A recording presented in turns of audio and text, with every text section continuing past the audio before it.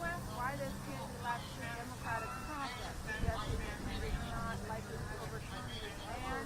Justice Kavanaugh also echoing some of his concerns. Now, we have not yet heard from the state of Tennessee who will go next, but we know that in about 7 weeks, the Trump administration will come into office, and they do not support this kind of care for minors. But I spoke with a teen and her family at the center of the state, and they said even if they don't have federal support for their position, they will continue to advocate with their lawyers at the ACLU for this kind of treatment. Now, we expect these arguments will go on for at least probably another hour here, but it's unclear when the justices will reveal their opinion.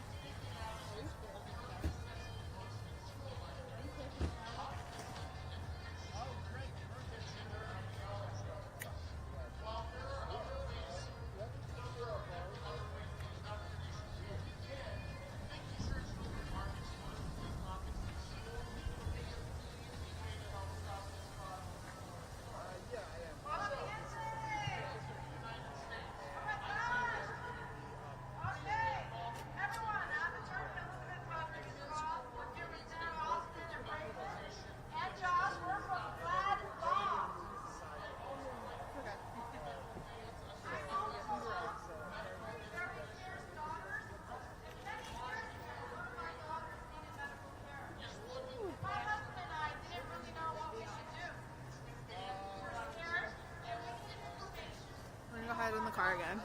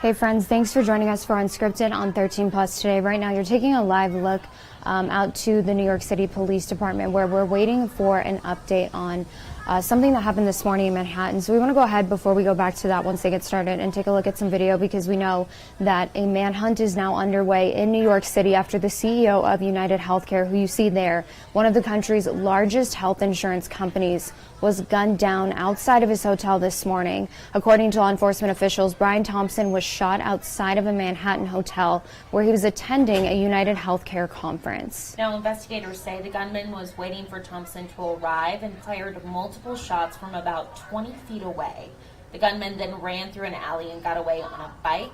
Investigators believe this was a targeted shooting and are now canvassing the area to learn more. So we know, as we mentioned, NYPD is holding a press conference right now. We are just waiting for that to start. It was supposed to start here about 2 minutes ago, but as you can see, it looks like media is in that room. It should start here shortly. We'll make sure to update you on what comes out of that press conference. As soon as that starts, we'll go ahead and click on this.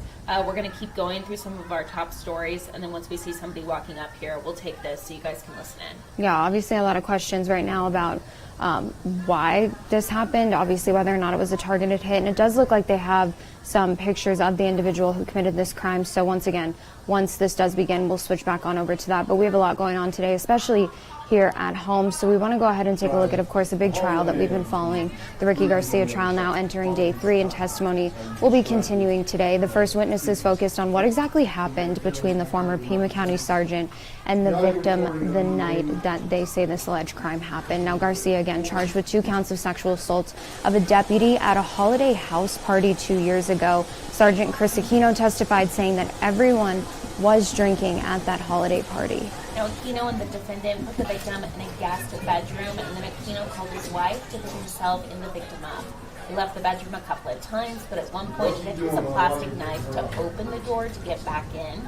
That is when he found the victim unresponsive and in her underwear. The prosecution asked why he left the victim when his wife came to pick him up, and the defense questioned why he waited for his lieutenant instead of just taking action immediately. Now, the victim also took the stand yesterday explaining why she was embarrassed and didn't want to come forward initially. She said that she thought it would jeopardize her career. She also said that Garcia had called her the next day and told her that they had had sex. Now, when she said she didn't remember that happening, he told her not to repeat that. A friend eventually did convince her to come forward and to tell detectives. Again, testimony does resume this morning. We'll be sure to update you both on air and online with what happens in the courtroom today and throughout the duration of this trial.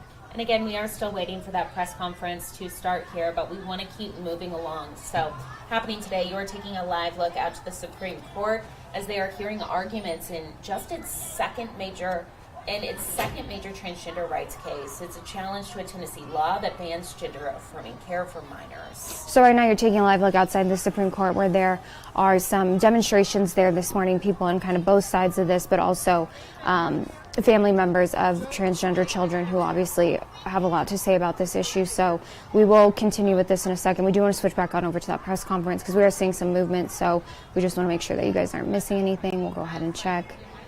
Doesn't look like they've started just yet. We can go ahead and wait though for a couple minutes because it looks like they're bringing people back in. Yeah, let's go ahead and we'll bring that audio back up here so you guys can listen in. And it might take a little bit for it to start, but as you can see, it looks like they're doing their last preps here, making sure everyone's ready for this press conference, so we don't want to miss anything, as Anna mentioned. We'll go ahead and pull up the audio here. Now, for those of you just joining us, we do want to remind you this is after the CEO of United Healthcare was shot and killed in Manhattan this morning outside of a hotel. So, excuse me, getting an update from NYPD. We'll just go ahead and listen in and see if they do start anytime soon.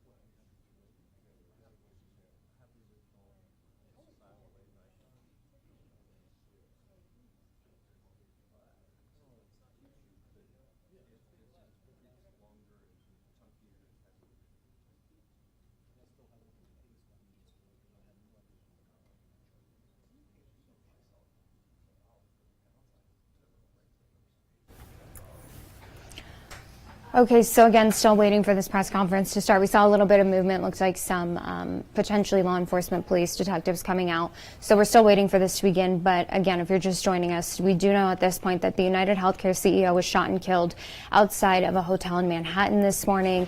He was there where he was attending a healthcare conference for United Healthcare. Investigators say that the gunman in this case had been waiting for Thompson to arrive, and they fired multiple shots from about 20 feet away from him. So it does look like they have some images there on that poster board to hopefully help identify this person. But as of this point, we know that a manhunt is underway for the suspect in this case, but still a lot of questions about why exactly this happened, because that person was waiting. You would think that maybe it was a targeted hit or a targeted attack, but again, a lot of unanswered questions this morning when it comes to this case. Also, this happened right kind of in that Rockefeller Center area. We were listening to a live report earlier this morning that was saying the Rockefeller tree lighting is tonight. So a lot of folks are in New York City, either vacationing or just heading down to see that tree lighting, spending the day in that area. So definitely scary for all those folks. Again, investigators say the gunman was waiting for Thompson to arrive, fired multiple shots from about 20 feet away. The gunman then ran through an alley and got away on a bike. Investigators believe this was a targeted shooting. Again, we are waiting for this press conference to start to see if we have answers to that, whether it was definitely a targeted shooting or not, whether they have any word on the suspect here.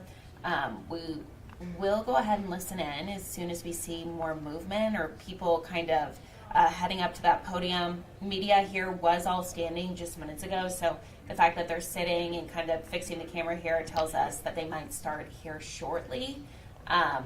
We might go ahead and keep going, or keep listening in. We'll go ahead and keep going, then we'll switch back to this. We have a very close eye on it. It's up on our screen. So once we do see something, we'll pull this back up for you guys. But for the sake of just not watching, a camera with nobody, we will move along to the next thing, which was, of course, the story we were talking about earlier, the Supreme Court hearings that are underway right now. And it is a major case that they are having those hearings in, because it has to do with gender-affirming care. So the decision is not expected for another few months, but it could affect similar laws enacted by another 25 states to regulate the lives of transgender students, including which sports competitions they can join, what bathrooms they can use. We know President-elect Trump has attacked Democrats for supporting transgender rights during the campaign. The Biden administration also urging the justices to apply the same sort of analysis that the majority embraced in the case 4 years ago. Now, we know that this issue in the case is whether the law violates the Equal Protection Clause of the 14th Amendment, which requires the government to treat similarly. Oh, goodness, yes, correct. Similarly situated people the same. So definitely something we're going to keep our eyes on for you. Again, taking a live look out to the Supreme Court where that is going on right now. Hopefully we get some answers as to what happens today. You can see definitely a lot of folks are out there protesting, standing in solidarity with those folks. You can see some flags are actually out there as well. So as soon as we get some information on that, we'll be the first to alert you. Now, as if there wasn't enough going on today, something else we're keeping an eye on, Donald Trump's transition team considering options to replace Pete Hegseth in the event that he's not confirmed for the Secretary of Defense. A possible replacement for the Fox News host is reportedly Florida Governor Ron DeSantis. Now, the 44-year-old Army veteran has faced allegations of past sexual and workplace misconduct that have recently come to light. Now, staffers filed complaints accusing him of financial mismanagement, sexual misconduct, and repeated intoxication. Hegseth's attorney has denied all allegations against his client. Sources tell CBS News several GOP senators would likely withdraw their support for Hegseth if a confirmation vote were held today. So again, just something that we're continuing to keep an eye on. We're going to switch back over now to that news conference where we've been keeping a close eye. NYPD, it looks like we're seeing some more movement, someone coming up and moving that poster board.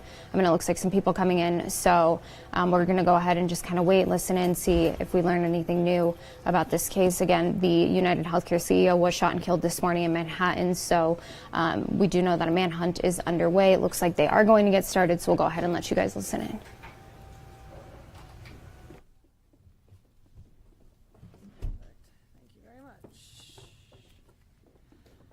Good morning, everyone.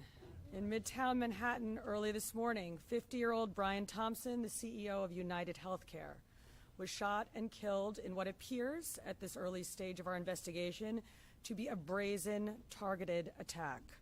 This does not appear to be a random act of violence. The victim was in New York City to speak at an investor conference. It appears the suspect was lying in wait for several minutes. And as the victim was walking to the conference hotel, the suspect approached from behind and fired several rounds, striking the victim at least once in the back and at least once in the right calf. Many people passed the suspect, but he appeared to wait for his intended target. The suspect fled, first on foot, then on an e-bike, and was last seen in Central Park on Center Drive early this morning. The victim was removed to Roosevelt Hospital, where he was pronounced. We've been in touch with his family, his friends, and his colleagues, and they are very much in our thoughts and prayers at this hour. The full investigative efforts of the New York City Police Department are well underway, and we will not rest until we identify and apprehend the shooter in this case.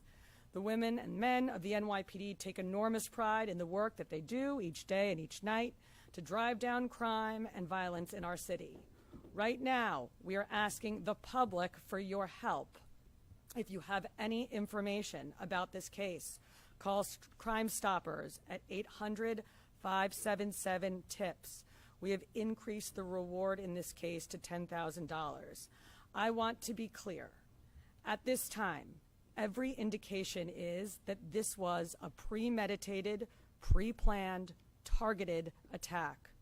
Millions of people will be enjoying the tree lighting tonight, among other holiday events, and the NYPD will be out there with them, keeping them safe.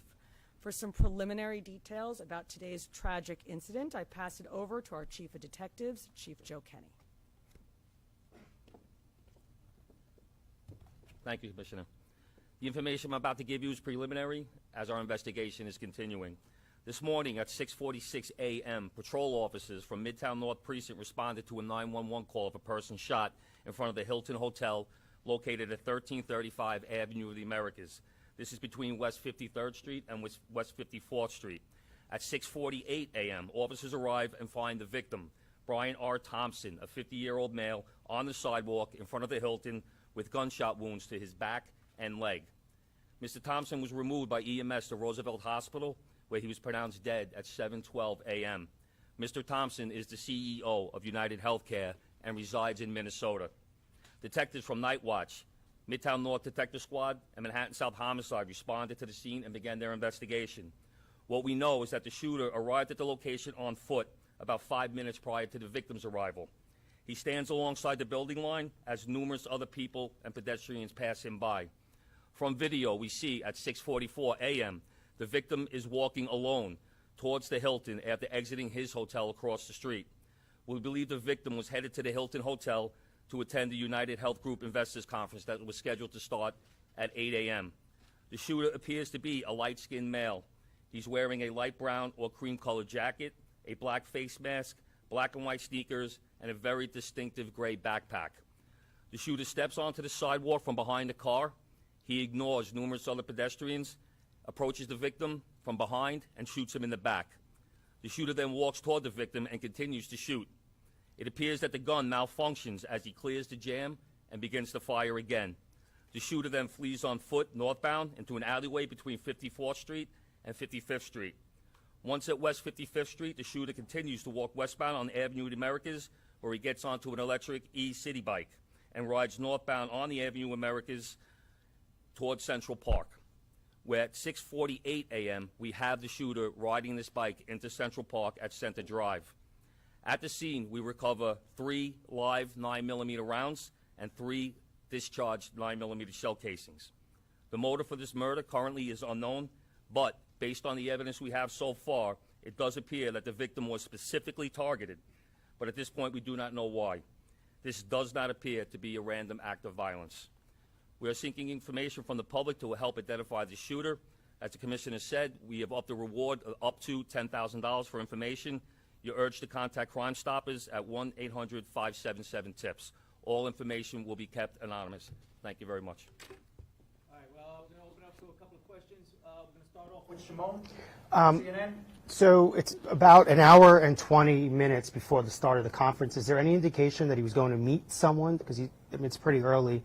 Is he on his way to meet someone there at the conference? He leaves the hotel dressed like he's going to be attending the conference. We're working with his co-workers and other people that he planned on attending the conference with to get that information. But as of right now, he's in charge of the conference, so we believe he was getting there to help set up. Okay, and then just the city bike, if I may. Do we know where that city bike is now? Does he dock it, or does he keep riding it? We're still tracking video. The last we see with him on that bike is in Central Because Park. Is there a way to track that bike through there the... are GPSs on those bikes. We'll be working with the company. All right, we're going to move over. We're going to go NJ Burkett. Thank you. Chief, were any words exchanged? If so, what were the words? And I'm told a cell phone was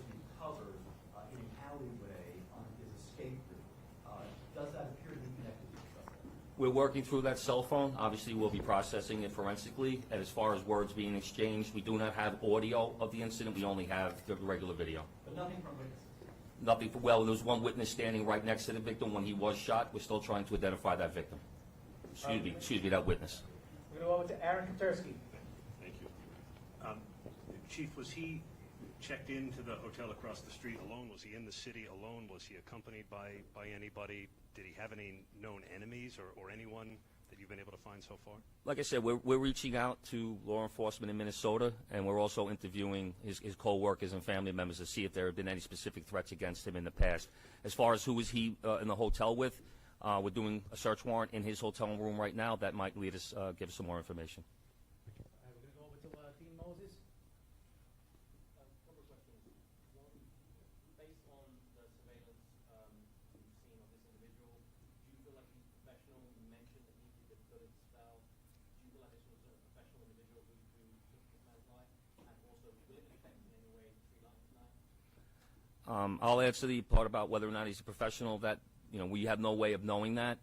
From watching the video, it does seem that he's proficient in the use of firearms, as he was able to clear the malfunctions pretty quickly. But as far as the tree lighting, I'll leave that to Chief Madrick. Yes. Good morning, Dean. Just really quick, this incident will not affect the tree lighting. The tree lighting is slated to start at 7 p.m. The show, the actual lighting of the tree, will be close to 10 o'clock, actually 9:55 p.m. We will have a massive police presence out there around Rockefeller Center from 52nd Street all the way down to 47th Street. We will have plainclothes out there, a plainclothes detail out there. We will have our CRC assets, our strategic response group assets. We will have our intel division out there. A lot of assets out there to make sure people can come out and have a good time. And we're going to have additional police officers in the subways as well, so people can take mass transit to make it easier to travel into the city and enjoy the tree. This is a terrible event, but we're going to go on, and people are going to enjoy the tree lighting tonight. All right, we're going to move over to Marsha Kramer. I wonder if you could tell me, the mayor said that there was evidence recovered at the scene that would indicate that this was not a random event. I wonder if you could tell me what that evidence was. And by looking at the gun, it appears that there's a silencer on the gun. Was there a silencer on the gun, and does this indicate not only that it was premeditated, but this is somebody who knew his way around guns and might have been a professional? Once again, we won't know that until we complete our investigation and identify the shooter or recover that firearm. You see a glimpse of the gun in video, so we're not able to make a determination on whether or not a silencer was used on that quick glimpse of video. We can't tell from that little glimpse of video. I'm not going to commit to saying that at this time. That will be part of our investigation. There's a cell phone recovered in the alleyway, and once again, we will process that forensically and see if it comes back to this shooting. So you don't think that the cell phone was part of Brian Thompson's, Once again, this investigation is less than 5 hours old. That will be part of our investigation. All right, we're going to move on to Joe Marino, New York Post. Chief, do we know when Thompson arrived in New York City?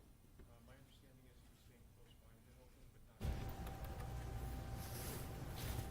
not. And we were just listening in to that press conference As of right regarding now, the United Healthcare based on the CEO current that was video shot that we and do have, killed it doesn't in New appear that York they crossed earlier paths this when he morning. arrived in Now, New York some on new Monday. information that we learned. They have upped that reward to $10,000 for anybody who knows any information about the shooter, if they've seen him. They know that he left on an e-bike. They mentioned that they recovered a cell phone in that alleyway. They are running that right now to see if that connects them to the shooter. They are also right now working a warrant for the inside of that hotel to see who exactly that CEO was with, if he was with anyone, what was in that hotel. They said they assumed that he was on his way to the conference, maybe to help set up, that he was hosting this morning. But still, it is just less than 5 hours since from when this happened. You can see there a look above at that scene. So still a lot of things left unanswered so far. And they did mention during that news conference that tonight, of course, the big event there in New York City, the Rockefeller tree lighting, they said that that will still take place tonight, even though it's in the same area. They said that the person who was the suspect in this case, who's the believed to be shooter showed up about 5 minutes before the actual shooting, and that other people had passed by him. So they do believe that this is a targeted attack and that he was just looking specifically for the United Healthcare CEO. So they said that they don't believe there's any danger to the public, but they will have a very large NYPD police presence there tonight. Lots of officers, both in uniform and just regular street clothing. So they wanted people to know that they're safe. They can still come out to that event, but still just a lot of unanswered questions right now in this case, as they work to hopefully find that person who committed this crime, but also learn more about potentially what the motivations were in this crime as well. So we'll keep watching this for you. As soon as we get any new answers, we will update you both on air, online, on our mobile news app, as well as right here on 13 Plus. And don't forget, you can always join us here on 13 Plus on Android TV, YouTube TV, Apple TV, Amazon Fire TV, and Roku for the latest news and live local late-breaking events. Or you can go to our website, KOLD.com/livestream, to make sure you are on channel. Thanks so much for joining us today. We'll leave you with a live look outside at a gorgeous day ahead of you. Have a great rest of your Wednesday, and we'll see you back here tomorrow morning for Unscripted on 13 Plus. Thanks for watching. We don't spare any expense. We put all of our resources